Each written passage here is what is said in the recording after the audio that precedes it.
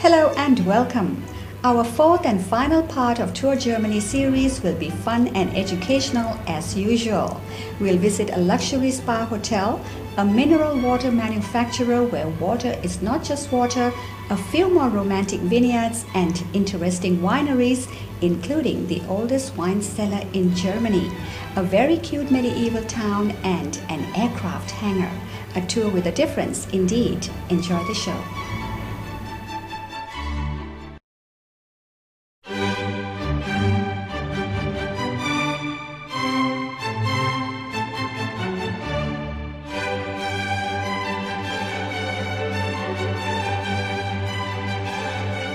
Crossing the Rhine into the state of Rhineland-Palatinate, the official German wine route. In the town of Kirchheim, Sylvia Benzinger, Germany's former wine queen of 2005 to 2006, runs her family's winery with her younger sister Julia.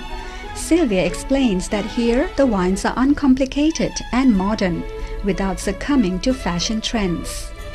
The accent is on classical grape varieties: Riesling, Pinot Gris, Pinot Blanc for the whites.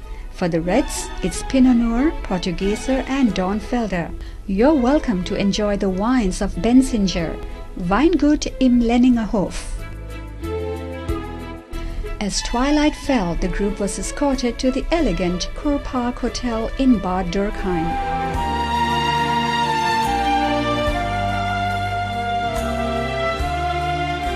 Romance was in the air as the group went on a pony wagon ride through Dirk H. Renselmann's vineyards in the last vestige of daylight. Appreciating the local Sumstein wine, as Dirk explains how growers in the region do nearly all the work by hand because the steep slopes limit the use of machinery. He calls it a man-made paradise.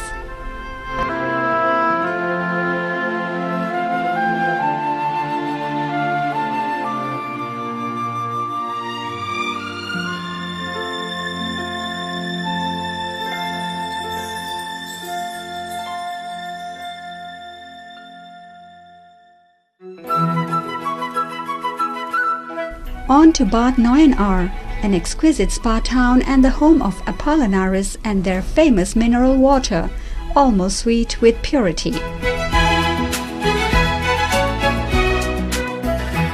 Here you will have more understanding of the artistry of the factory process, grand, industrial, yet producing a product so delicate and fine.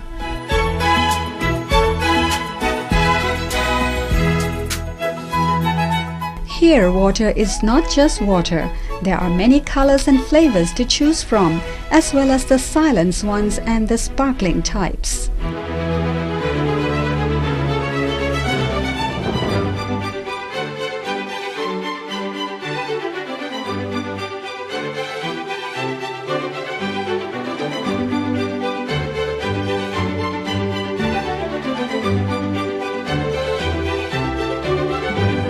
Apollinaris is internationally known as the Queen of Table Water. Schickt Boten aus. Die Königin sucht ein Wasser, fein, perlend und rein.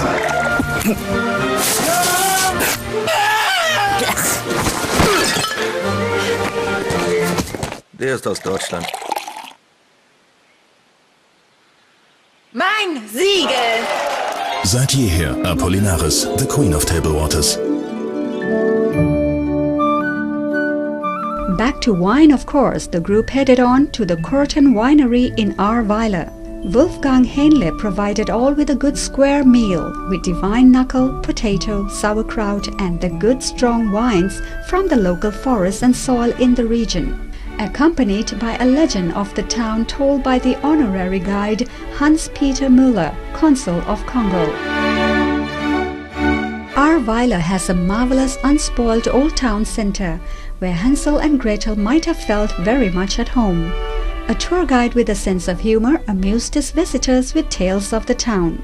Celts, Teutons, ancient Romans, lords, archbishops and the French settled one after the other in Ahrweiler. The medieval town walls with their moat, gates and towers built in the 13th century are still almost entirely preserved.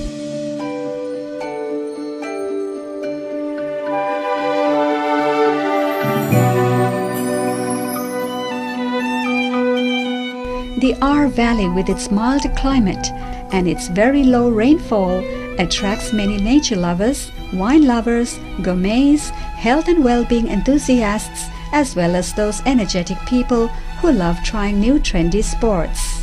Romantics once called the Ahr Valley the wildest daughter of the Rhine.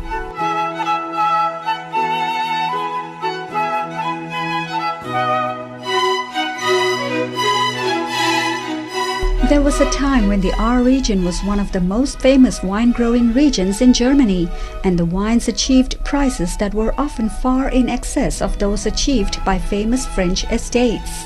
All that changed after the Second World War. The red wines became lighter in color, sweeter and more banal.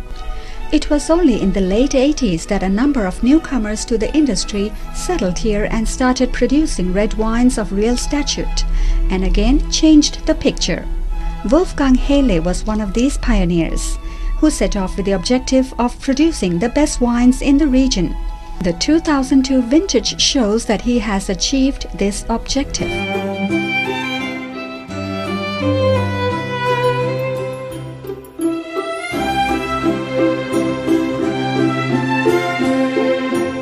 Maischo's Wine Growers Association is known to be the biggest and certainly the oldest wine cellar in Germany. The Viniculture Museum within the walls of the estate expanded the already burgeoning understanding of what makes the particular region of Germany so unique. Hundreds of years of experience has been handed down, often through families. The blend of tradition, innovation and technological proficiency is hard to match anywhere in the world. The pale blue light of dusk was the entrance into the last day of the press to Germany. Tired but happy, the group presented their conclusions.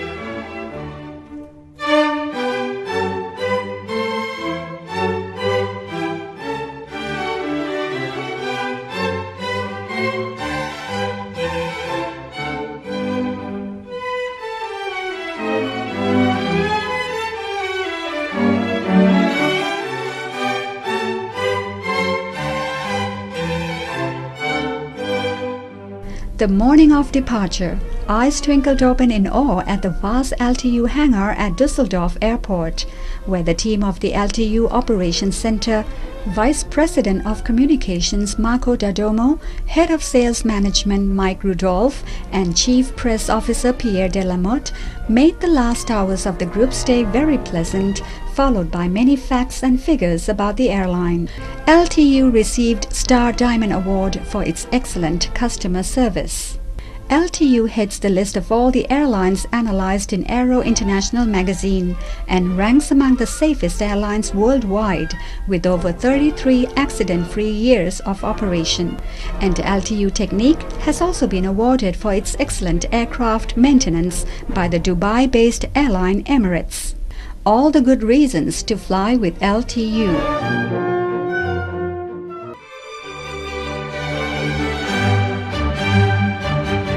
Munich Airport welcomed the press group back with skies of blue and white. A personal touch by Airport Vice President Hans-Joachim Kloos and Werner Hüssler as they invited all for that one last traditional German meal at the Munich Airport in-house beer garden. Finally, it was time to say goodbye to Germany and to all the new German friends who have been so hospitable throughout their trip.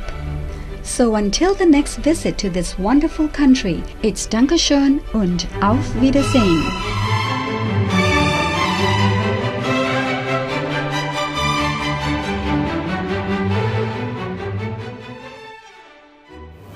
And that wraps up our 4-part series on Baden Württemberg in Germany. Join us again next time for more interesting tours in Europe and beyond with Sue's Travel Diaries. Goodbye.